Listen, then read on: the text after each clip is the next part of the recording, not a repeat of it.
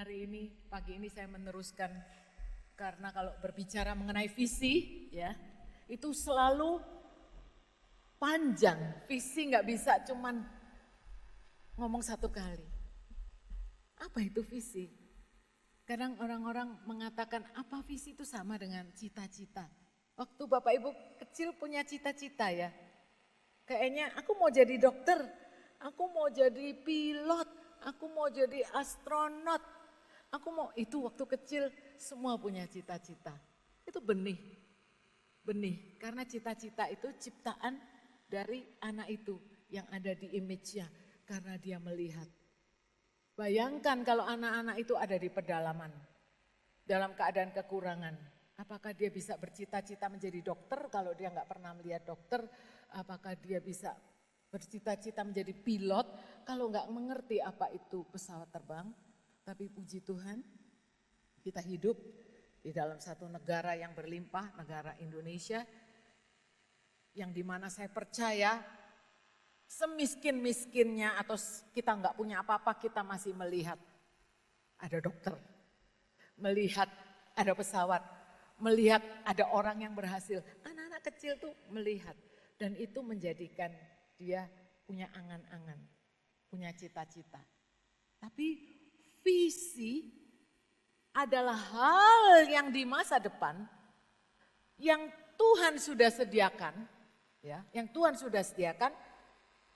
Dan akhirnya manusia yang cinta Tuhan, yang tahu akan Tuhan tuh bisa melihat apa yang dia rencanakan. Itu maksudnya visi yang saya atau gereja Surabaya City Blessing maksudkan. Ya, karena minggu lalu sudah dikatakan visi itu semua orang punya, perusahaan harus punya visi. Mau buka coffee shop harus punya tujuan, visinya apa jelas. Itu jelas. Tapi di dalam gereja Tuhan khususnya Surabaya City Blessing, saya mau membagikan sesuatu di mana visi itu penting. Visi itu penting karena apa? Kita bisa punya rancangan, kita bisa punya kehendak, kita bisa punya cita-cita. Tapi apakah itu sama dengan apa yang Tuhan rencanakan? Kalau enggak sama, bisa sih. Tapi kita ngoyo dan kesempatan untuk berhasil itu sulit. Tapi kalau itu sepakat sama dengan apa yang udah Tuhan rencanakan, luar biasa. Karena visi dari Tuhan itu selalu diikuti dengan dua hal. Kalau di mana ada visi Tuhan, Tuhan pasti menyediakan provision. Tuhan menyediakan caranya, Tuhan menyediakan perlindungan supaya kita bisa akhirnya dimampukan, dilindungi, diberkati untuk mencapai apa yang Tuhan inginkan. Itu sebabnya waktu minggu lalu memang ada ayatnya disebut bahwa Tuhan ini mengetahui rancangan apa yang ada padaku. Tuhan tahu, maksudnya untuk setiap orang Tuhan sudah punya rancangan, udah punya pikiran atau udah punya rencana masa depan mengenai Bapak Ibu sekalian, mengenai saya. Itu kata firman Tuhan. Yaitu yang kita kenal rancangan yang bukan kecelakaan, Yeremia 29 ayat 11. Ya, rancangan bukan yang mencelakakan, yang merugikan. Kita bisa kecelakaan, tapi itu bukan rencana Tuhan. Kita bisa rugi, tapi rencana Tuhan tidak pernah merugikan. Karena di sini dikatakan rencana Tuhan itu memberikan kepada kita hari depan penuh harapan. Penuh harapan, tidak dikatakan penuh sukses, enggak. Penuh harapan. Karena Tuhan tahu di mana ada harapan, di situ ada kesempatan dan harapannya pada Tuhan yang terbaik. Nah, ayat selanjutnya saya mau bacakan ya. Ini yang jarang dibacakan sama-sama. Maka setelah hari depan yang penuh harapan dan apabila ini terusannya. Ini sering jarang dibaca barengan. Dan apabila kamu berseru dan datang untuk berdoa kepadaku, maka aku akan mendengarkan kamu. Apabila kamu mencari aku kamu akan menemukan aku. Apabila kamu menanyakan aku dengan segenap hati, aku akan memberi kamu menemukan aku. Demikianlah firman Tuhan sampai sini. Saya mau katakan bahwa minggu lalu sudah dikatakan kita tuh bukan menciptakan, oh ya saya kalau nanti satu kali aku punya keluarga aku mau begini. Itu rencana kita. Tidak apa-apa daripada tidak bikin, tapi ini lebih baik. Tuhan waktu buat rencana untuk masa depanku, gimana caranya supaya aku nggak buat pakai kekuatanku, ideku, angan-anganku, tapi yang Tuhan sudah rencana karena itu yang terbaik. Merencanakan itu baik, tapi merencanakan sesuai dengan apa yang Tuhan rencanakan, itu yang terbaik. Saya ulangi, merencanakan itu baik. Tetapi kalau kita merencanakan sesuai dengan apa yang Tuhan sudah rencanakan, apa yang Tuhan sudah rancangkan, dan apa yang Tuhan sudah pikirkan, itu terbaik, itu sempurna. Nah, saya mau katakan, kita ini hidup di dunia, sebetulnya kita tuh seorang kontraktor semuanya ini.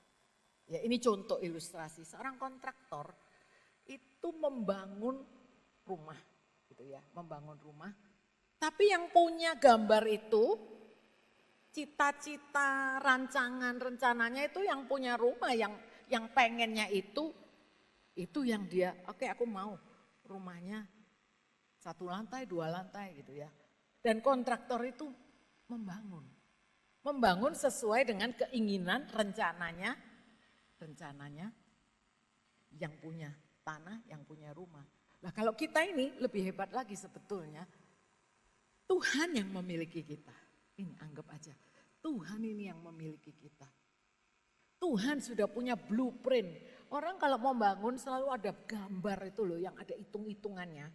Itu namanya blueprint. Itu pun Tuhan yang buat.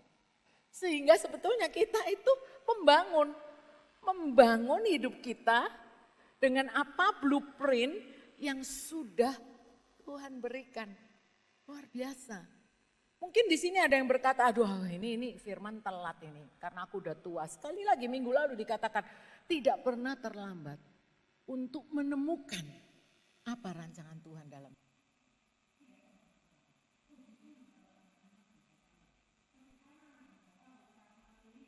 Orang tuanya juga mengerti rancangan Tuhan dalam hidupnya dan menghidupi, membangun, memenuhi. Kan tadi kita mencari, setelah mencari kita sudah menemukan, berarti kita memenuhi, menghidupi rencana Tuhan. Anak-anak melihat dari contoh-contoh teladan dari orang tua. Sehingga saya katakan ayat tadi, kita taunya rancangan masa depan penuh pengharapan. Tapi ayat yang selanjutnya berbunyi demikian, kamu berseru, kamu harus datang berdoa, nanti aku dengar. Inilah indahnya di dalam Tuhan, kalau kita mau berseru, kita mau datang kepada Tuhan, Tuhan tuh dengar. Tapi ingat, berseru yang paling penting, topik bulan ini adalah berseru untuk tanya Tuhan. Apa visi Tuhan yang Tuhan sudah sediakan bagiku? Apa rencana Tuhan dalam hidupku? Pagi hari ini kita berbicara mengenai visi ya. Saya mau melihat seseorang dalam Alkitab yang juga sedang mencari visi. Dan dia menemukan. Dan masa depan yang dia hadapi itu adalah masa depan sesuai dengan rencana Tuhan. Tapi prosesnya gimana sih? Kan kita kemarin udah tahu, oh ya visi ini penting, bagus. Dan belum pernah terlambat. Kalaupun enggak, kita memulainya hari ini enggak pernah terlambat. Saya baca dari seseorang yang bernama Habakuk. Habakuk 2 ayatnya cuma 4, ini prosesnya. Habakuk 2 ayat 1 sampai 4 berbunyi demikian. Aku mau berdiri di tempat pengintaianku dan berdiri tegak di menara. Aku mau meninjau dan menantikan apa yang akan difirmankannya kepadaku dan apa yang akan dijawabnya atas pengaduanku. Ayat 2. Lalu Tuhan menjawab aku, demikian. Tuliskan penglihatan itu dan ukirkanlah itu pada loh-loh atau batu ya, bahasa Indonesia sekarang itu loh, itu pada sesuatu untuk dicatat dulu, nggak ada kertas, pakai loh batu supaya orang sambil lalu dapat membacanya. Ayat 3. Sebab penglihatan itu masih menanti saatnya, tetapi ia bersegera menuju kesudahannya dengan tidak menipu. Apabila berlambat-lambat, nantikanlah itu. Sebab itu sungguh-sungguh. Sebab itu sungguh-sungguh akan datang dan tidak akan bertangguh. Dengan kata lain, sebab itu visi yang Tuhan berikan itu sungguh-sungguh akan datang, akan terjadi dan tidak akan bertangguh. Ayat 4, ayat terakhir. Sesungguhnya orang yang membusungkan dada tidak lurus hatinya. Tetapi orang yang benar itu akan hidup oleh percayanya. 4 ayat firman Tuhan ini yang akan saya uraikan meskipun belum selesai di ayat pertama. Di kebaktian pertama saya mau katakan. Pertama, visi Tuhan. Visi Tuhan itu terselubung atau ada di dalam suara Tuhan, nomor 1. Ini yang terpenting. Tadi dikatakan ayat pertama Habakuk 2 dikatakan apa? Habakuk itu sedang nunggu. Ayat 1. Nunggu, puji Tuhan bulan lalu kita belajar tentang menunggu. Menunggu waktu, kronos ada, kairos. Ini Habakuk juga lagi nunggu nih. Supaya Tuhan tuh bertindak.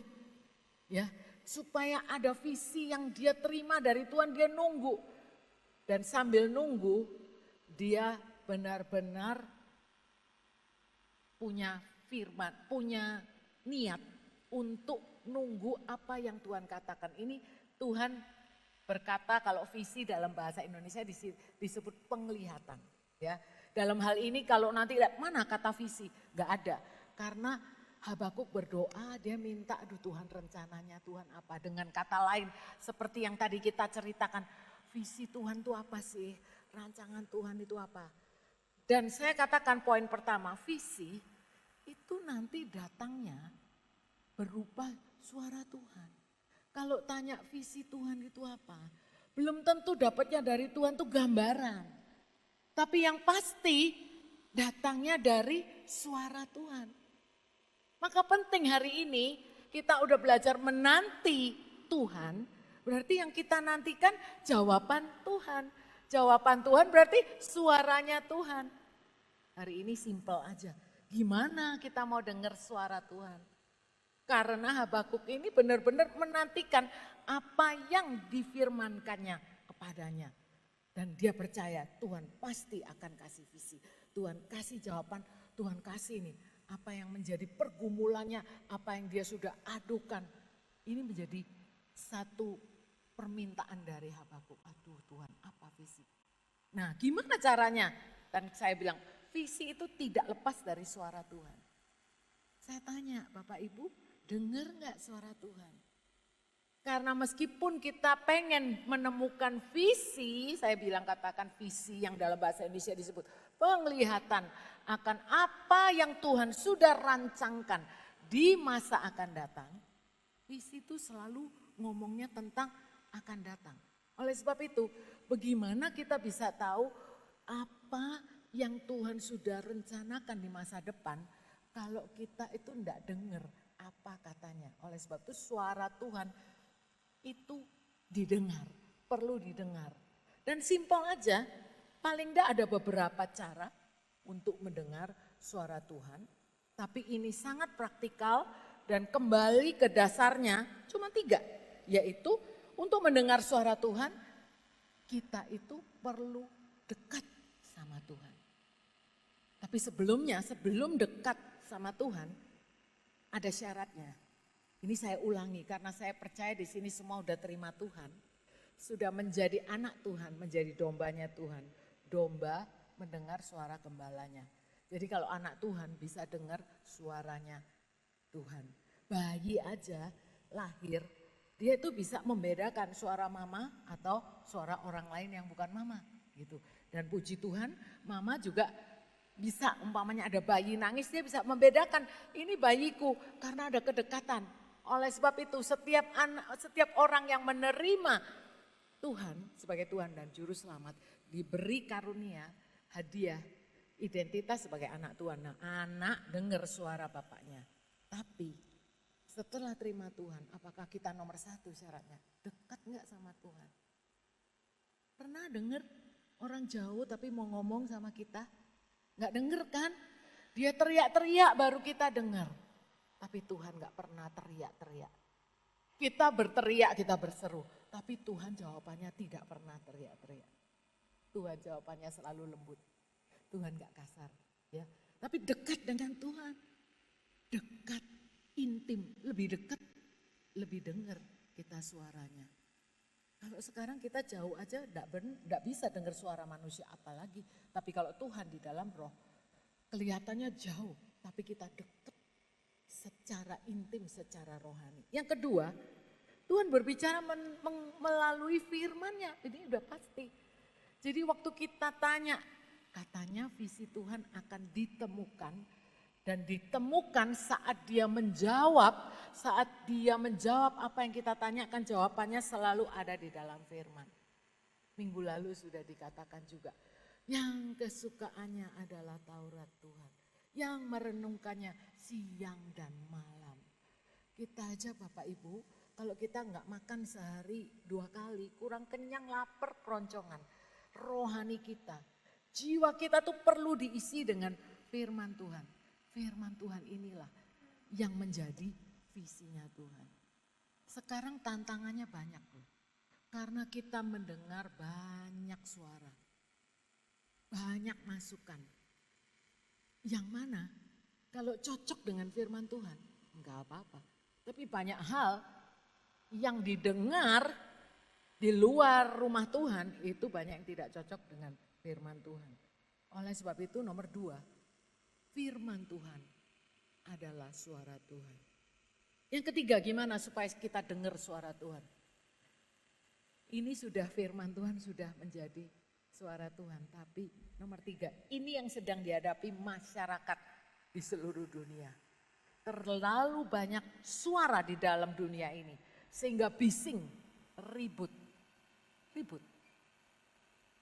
Oleh sebab itu, bisa enggak kita itu mematikan atau volumenya mengecilkan volume kebisingan yang lain? Bisa enggak?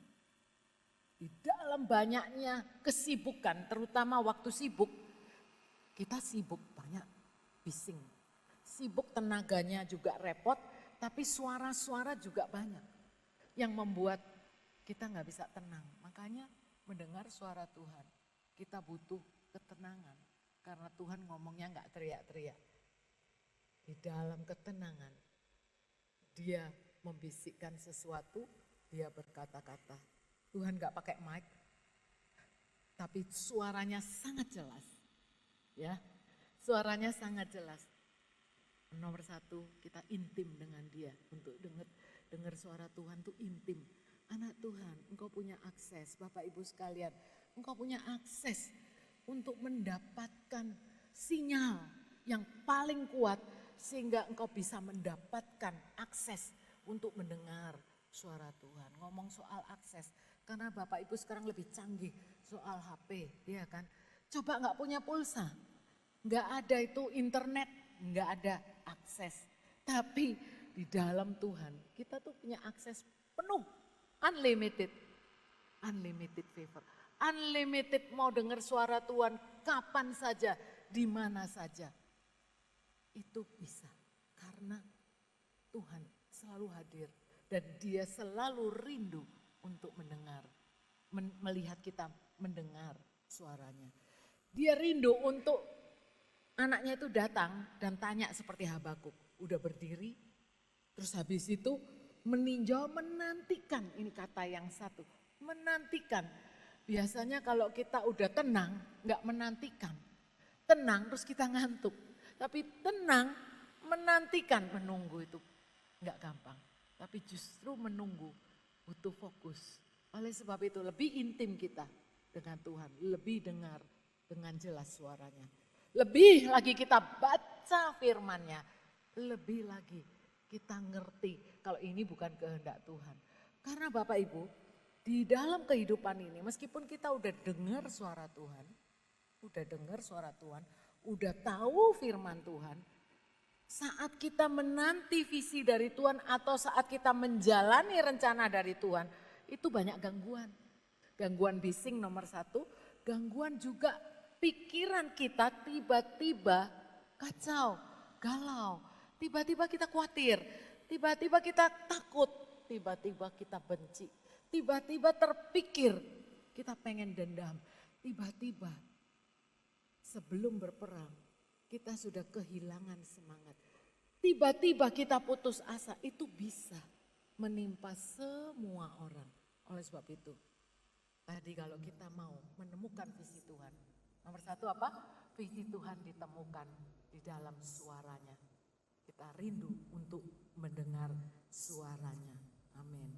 Nah, tadi saya katakan bahwa kalau visi dari Tuhan itu kan selalu ke depan, masa depan, ya.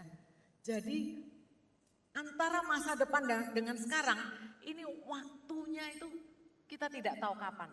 Tapi tidak pernah terlambat untuk mulai meminta menemukan visi Tuhan. Karena apa yang Tuhan sudah rencanakan itu saya bilang sempurna. Saya mau bersaksi karena ini bukan kebetulan ya. Bukan kebetulan, ini saya mau bersaksi tentang visi dari seorang hamba Tuhan yang mana adalah almarhum Pastor Sam. Jadi hari ini saya temukan ternyata tanggal 13 Agustus ini 4 tahunnya Pastor Sam itu meninggal ya. Bukan kebetulan. Tapi waktu satu saat saya mau kisahkan karena mungkin banyak yang gak tahu.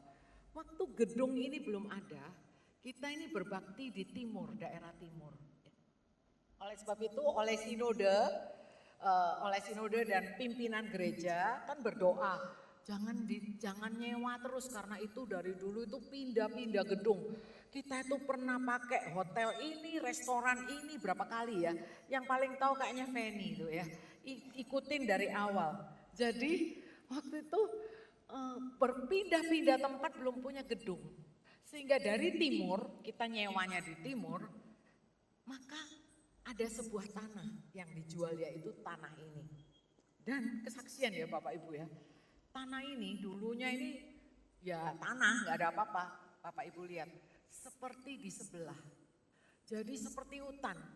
Bahkan saat hari ini di tanah sebelah ini, itu masih ada ular lewat, katanya biawak lewat. Pokoknya hutan lah, seperti hutan tapi nggak ada pohonnya, tapi semak belukar dan mengerikan.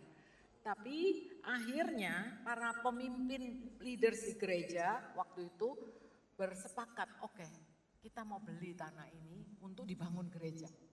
Nah, maka Pastor Sam juga memberikan seluruh yang ada pada dia ya, pada dompetnya, uangnya untuk membeli tanah itu. Tanah itu terbeli, puji Tuhan. Tapi untuk bangun, ternyata ini berbicara mengenai 28-29 tahun yang lalu ya. Itu bangun gereja itu udah sulit dari dulu, bukan sekarang. Jadi saya ingat, waktu sudah beli tanah, mesti mengurus izin. Dan saya udah diberitahu, sama suami saya udah diberitahu, agak sulit nih ngurus izin. Karena ini adalah berdekatan dengan kampung yang mana? Ini yang cerita tetangga. Kan kita minta tuh dulu mesti pakai tanda tangan, setuju enggak bangun gereja ya.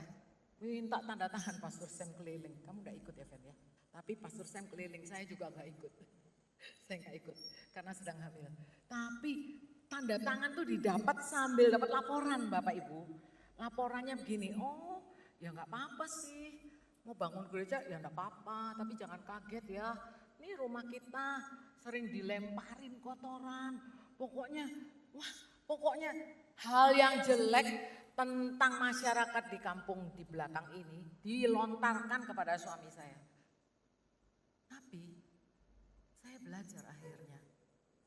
Waktu Pastor Sam berdoa dan menemukan, memang di sini tempatnya engkau akan mendirikan gereja Tuhan. Di sini tempatnya engkau akan menjadi berkat. Jangan takut kepada keganasan di kampung ini. Tapi beritakan kebaikan. Berkati, berkati. Memang Surabaya City Blessing itu memberkati ya. Visi gerejanya tercantum dalam namanya. Mau memberkati. Akhirnya singkat cerita. Sampailah mengurus gitu ya. Ada satu surat yang mesti ditandatanganin. Kalau enggak ditandatanganin atau enggak disetujui sama yang ini, maka tidak bisa naik lebih tinggi ke tata kota. Jadi ini penting nih. Nah, terus leader saya namanya almarhum Pak Unang. Sudah almarhum sekarang. Almarhum Pak Unang mengatakan, waduh ini sulit nih kalau ke bapak ini. Kata kalau ke tempat ini agak sulit. Lalu dia mengatakan sesuatu yang begini. Tapi kan istrimu lagi hamil. Coba bawa istrimu yang hamil. Jangan-jangan nanti orangnya kasihan lihat istrimu hamil jadi gak dipersulit. Bapak Ibu pernah dapat ide begitu, terus saya itu diajak sama Pastor Sam. Kebetulan saya hamil Joshua waktu itu, jadi saya ingat nih, saya lihat, oh iya, saya disuruh, kamu ikut, Hani kamu ikut, kenapa? Biar gak dipersulit katanya Pak Unang, bener.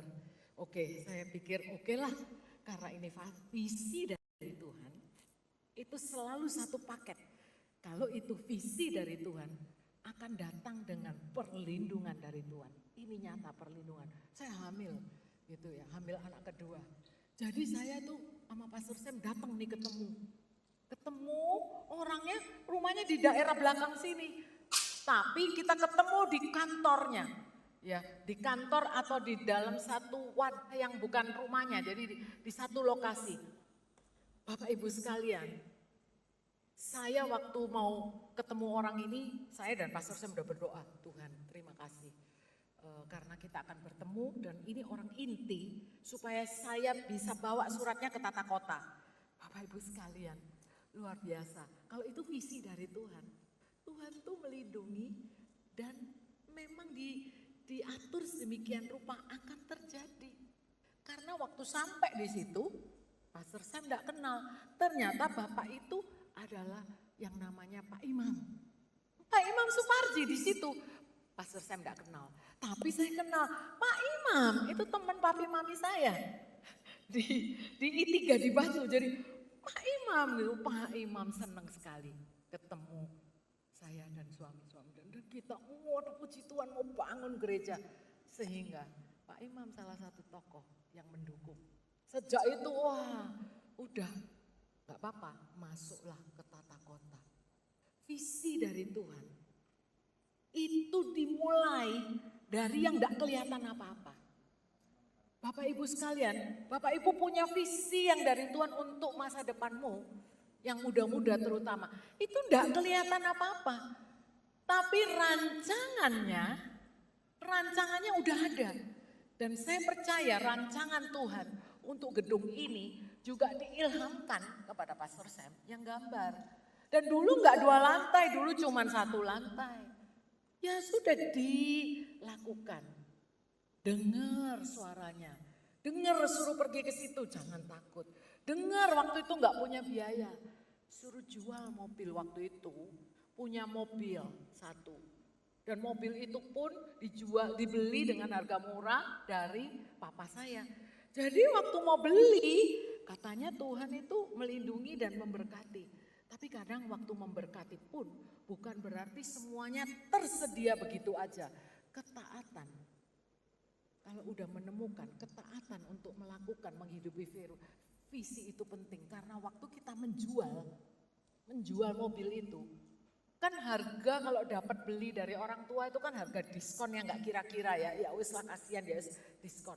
Tapi waktu kita jual kan harganya tinggi. Pastor Sam tuh memberikan harganya seakan-akan kalau dulu kalau nggak salah kita itu beli mobil 15 juta, laku 18 juta. Jadi 3 juta itu dikembalikan ke mertuanya, 15 juta ini untuk beli tanah ini.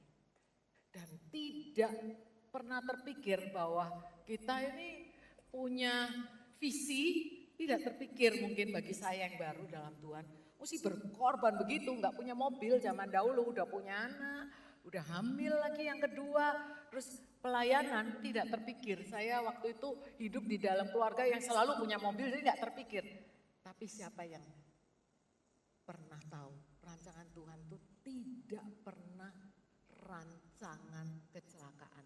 Jadi kalau lagi dalam kekurangan, itu bukan kecelakaan, itu proses untuk melihat yang terbaik. Karena sejak itu nggak lama kemudian dapat mobil. Jadi kita menjual mobil tapi akhirnya Tuhan ganti dengan mobil. Dan sejak itu perjalanan dan iman kita, iman kami bertumbuh. Untuk mobil nggak takut, oke. Tapi untuk membangun rumah Tuhan ini butuh banyak biaya. Saya katakan di mana ada visi Tuhan, di situ ada perlindungan dan ada berkat yang menyelubungi untuk menuntaskan visi ini terjadi. Yang penting apakah kita mau? Apakah kita siap?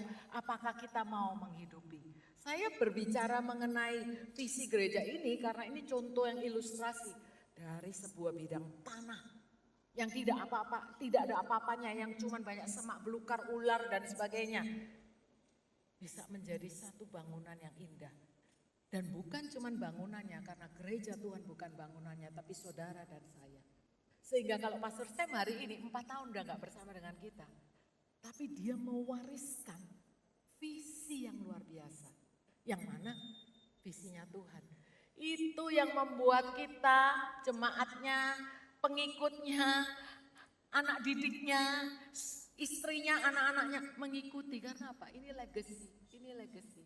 Bapak Ibu sekalian.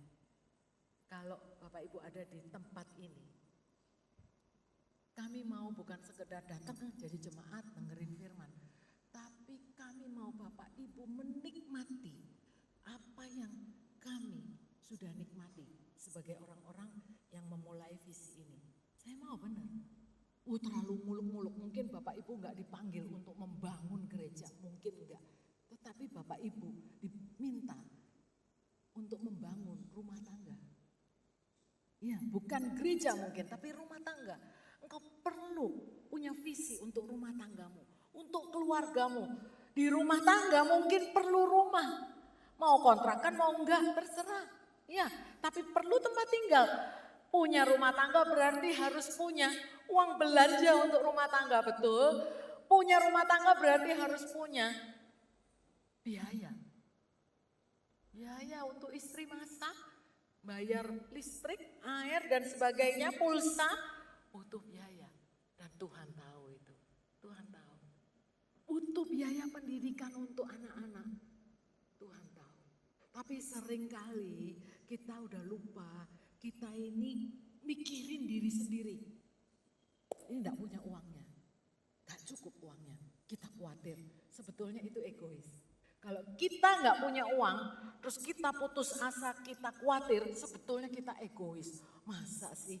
Iya, karena firman Tuhan katakan, terkutuklah orang yang mengandalkan manusia. Tapi berbahagialah orang yang mengandalkan Tuhan. Waktu kita ngomong, uang habis, habislah saya. Berarti kita terkutuk karena kita mengandalkan kekuatan kita sendiri. Oleh sebab itu apa yang dipikirkan manusia seringkali itu terjadi. Karena memang ada yang di firman Tuhan katakan bahwa apa yang ada di pikiranmu itu yang akan terjadi. Pikiranmu itu cuman gagal, nggak mampu. Ya. Banyak suara, saya bilang tadi ada suara yang mengganggu. Tapi ingat bahwa Tuhan bersuara, Tuhan berfirman. Ayo kita semangat, ayo kita tenang bukan untuk ngantuk, tapi kita tenang untuk mendengarkan. Ada kekuatan kalau kita menemukan visi Tuhan. Jadi yang pertama tadi bahwa visi Tuhan itu ada di dalam suara Tuhan. Kita kok enggak nemukan, aku enggak nemukan visi Tuhan. Karena visi Tuhan adanya di suara Tuhan, makanya dengar suara Tuhan. Gimana dengar suara Tuhan? Dekat dengan Tuhan, baca firman-Nya dan singkirkan semua suara yang lain. Nah, setelah kita benar-benar menantikan dan udah dapat hidupi firman Tuhan. Hidupi, tadi saya katakan, visi itu selalu di depan, tapi harus dimulai dari sekarang. Hari ini kita menikmati duduk di tempat ini sudah visi gereja yang udah keberapa kalinya untuk dirombak. Karena pertama cuma lantai 1, tapi yang terbaik yang Pastor Sam pernah bagikan kepada kami yang ada di tim pengembalaan adalah bukan gedungnya, tapi manusianya. Itu yang menjadi kerinduan beliau. Manusianya, dia bermimpi akan satu jemaat, ya. Dari sini akan lahir pengusaha-pengusaha yang cinta Tuhan dan cinta akan jemaatnya. Karena kalau cuma cinta tok sama Tuhan, gak cinta dengan gerejanya, dengan jemaatnya, ya kurang gitu. Cinta Tuhan, cinta jemaatnya, karena kalau cinta Tuhan berani berkorban, berani memberi. Hari ini mungkin kelihatannya firman-Nya kok cuman begitu. Iya, saya mau katakan firman Tuhan hari ini mengingatkan pentingnya untuk menemukan. Gak pernah terlambat. Kalau Bapak Ibu sekarang hidup tanpa visi Tuhan, itu lebih parah dari seorang yang secara jasmani itu buta. Saya terinspirasi dengan seorang gadis yang sangat viral di dunia ini, Putri Aryani. Lihat aja di YouTube, American Got Talent.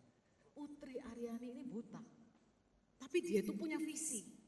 Ingat ya, dia bukan anak Tuhan, tapi dia punya visi. Karena dia buta, dia tidak tinggal dalam kebutaannya dengan patah semangat karena semuanya gak bisa apa-apa. Tapi dia punya visi. Visinya adalah meskipun aku buta, aku mau punya visi. Semua orang di dunia ini melihat aku. Meskipun aku gak bisa melihat orang, tapi orang melihat aku. Itu dia, itu contoh visi. Berani punya visi demikian yang didukung oleh orang tuanya yang luar biasa.